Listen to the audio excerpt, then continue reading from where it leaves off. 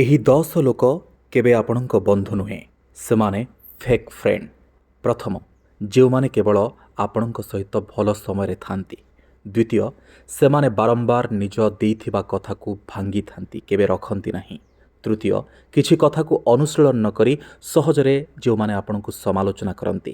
ଚତୁର୍ଥ, ସେମାନେ କେବେ ଆପଣଙ୍କ ସଫଳତାକୁ ଗ୍ରହଣ କରିପାରନ୍ତିନି। ପଞ୍ଚମ, ଖରାପ ସମୟରେ କେବେ ଆପଣଙ୍କ ସହିତ ସେମାନେ ନଥାନ୍ତି। ଷଷ୍ଠ, ଆପଣଙ୍କ ଭାବନାର ମୂଲ୍ୟ ସେମାନେ କେବେ ବୁଝନ୍ତି ନାହିଁ। ସପ୍ତମ, ତୁମ ବାବଦରେ ଖଳ କଥା ଗପନ୍ତି ଆପଣଙ୍କ ବିଷୟରେ।